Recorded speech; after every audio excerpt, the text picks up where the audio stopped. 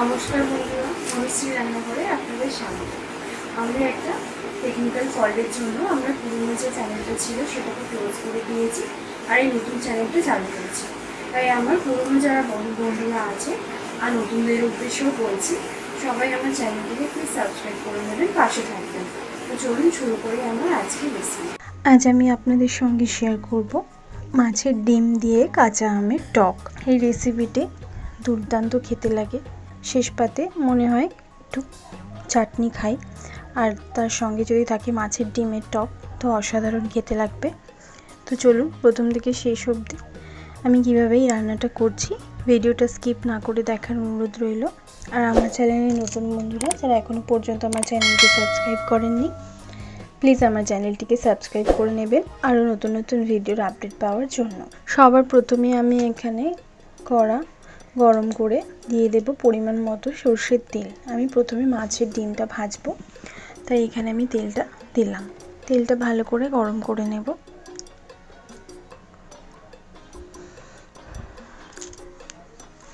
আমি এখানে 100 গ্রাম রুই মাছের ডিম নিয়েছি, ধুয়ে পরিষ্কার করে নুন হলুদ মাখিয়ে রেখেছিলাম। ডিমটা এবার দিয়ে দিলাম কড়াতে। ঢাকা দিয়ে আমি ডিমটাকে একটু ভালো করে ভেজে নেব, গ্যাসের ফ্লেম লো করে। ফিরে এলাম, ঢাকাটা সরিয়ে নিলাম। প্রায় 5 মিনিট ধরে আমি মাছের ডিমটা একটা পিঠ গ্যাসের ফ্লেম লো করে ভেজে নিয়েছি। এবার আবার ঢাকা দিয়ে অপর পিঠটা ভেজে নেব। একটু হাতে সময় নিয়ে মাছের ডিমটা ভাজতে হবে, ভেতরটা নইলে কাঁচা থেকে যাবে।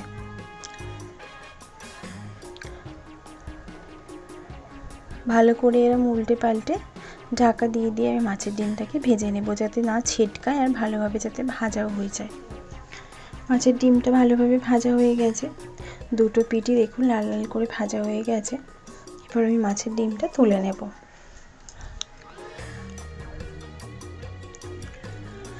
এরপর কড়াতে যে তেলটা আছে অতটা তেল আমার প্রয়োজন নেই, তেলটা একটু তুলে নেব।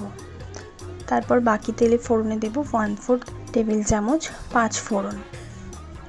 আমি যেহেতু এখানে সর্ষে বাটা দেব এই টকটার মধ্যে, তাই আমি ফোড়নে আর সর্ষে দিইনি, আমি 5 ফোড়ন ফোড়নে দিয়েছি। ফোড়নটা 30 সেকেন্ড সময় ধরে ভেজে নেবার পর আমি এখানে দিয়ে দিচ্ছি একটা কেটে রাখা একটা কাঁচা আম। যেহেতু আমটা আমার 2 দিন আগেই কেনা ছিল, তাই আমটা একটু হালকা রং ধরে গেছে, একটু হালকা হলদে হলদে হয়ে গেছে। আমটা একটু ভালো করে ভেজে নেবার পর নাড়াচাড়া করে নেবার পর দিয়ে দেব 1/2 চামচ নুন আর 1/2 চামচ হলুদ গুঁড়ো। ভালো করে নুন হলুদ দিয়ে নাড়াচাড়া করে নেব।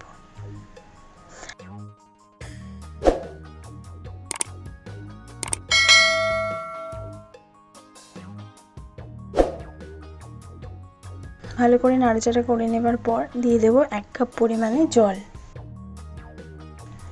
জলটা দিয়ে ভালো করে নাড়াচাড়া করে নেব।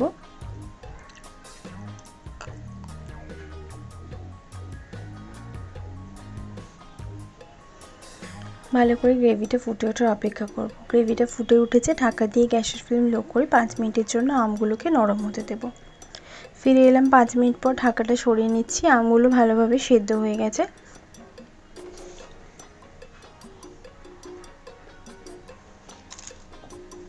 এরপর আমি এখানে দিয়ে দেব, এখানে প্রায় আমার 75 গ্রাম চিনি আছে, দিয়ে দেব চিনি।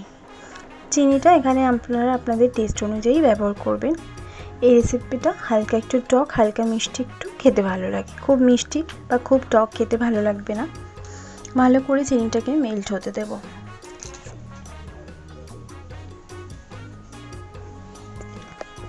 ভালো করে চিনিটা মেল্ট হয়ে গেছে। এরপর আমি দিয়ে দেব আগে থেকে ভেজে রাখা মাছের ডিম। আমি মাছের ডিমগুলোকে টুকরো টুকরো করে কেটে নিয়েছি। দেখুন ভেতরটা ভালোভাবে ভাজা হয়ে গেছে, ভেতরে কাঁচা ভাবটা নেই। এরপর মাছের ডিমগুলো দিয়ে নাড়াচাড়া করে নেব। আমগুলো আমি একটুখানি খুন্তির সাহায্যে একটু থেতো করে দিয়েছি। এরপর ঢাকা দিয়ে গ্যাসের ফ্লেম লো করে আরও 5 মিনিটের জন্য মাছের ডিমগুলো একটু নরম হতে দেব। ফিরে এলাম 5 মিনিট পর, ঢাকাটা সরিয়ে নিচ্ছি। মাছের ডিমগুলো আমার অনেকটাই নরম হয়ে গেছে, ভালোভাবে নরম হয়ে গেছে, আমগুলো আরও সেদ্ধ হয়ে গেছে। এরপর আমি এখানে 1 চামচ সর্ষেকে বেটে নিয়েছিলাম, বেটে একটু জল দিয়ে গুলে নিয়েছি। সেই বেটে রাখা সর্ষের বাটাটা আমি এর মধ্যে দিয়ে দিলাম। সর্ষে বাটাটা দিয়ে ভালো করে মিক্সড করে নেব। সব শেষে এই সর্ষে বাটাটা দেওয়া মাস্ট। এই সর্ষে বাটাটা দিলেই তবেই মাছের ডিম দিয়ে আমের টকটা খুব সুন্দর একটা টেস্ট আসবে, নইলে খেতে ভালো লাগবে না। এবার ভালো করে একটুখানি ফুটিয়ে নেব। যেহেতু সর্ষে বাটাটা লাস্টে দিয়েছি, একটুখানি ফুটিয়ে নেব। খুব বেশি ফোটালে তেতো হয়ে যাবে, তাই একটুই ফুটিয়ে নেব। অলমোস্ট তৈরি হয়ে গেছে মাছের ডিম দিয়ে আমের টক। 2 মিনিট এবার স্ট্যান্ডিং টাইমে রেখে আমি সার্ভ করে নেব। পুরোপুরি তৈরি হয়ে গেল মাছের ডিম দিয়ে আমের টক। এই রেসিপিটি অবশ্যই আপনারা বাড়িতে ট্রাই করে দেখবেন। দুপুরবেলায় শেষ পাতে এই রেসিপিটি দুর্দান্ত খেতে লাগবে। কমেন্ট করে জানাবেন রেসিপিটি কেমন লাগলো। ভালো লাগলে লাইক শেয়ার করতে ভুলবেন না। ভালো থাকবেন, সুস্থ থাকবেন। ধন্যবাদ।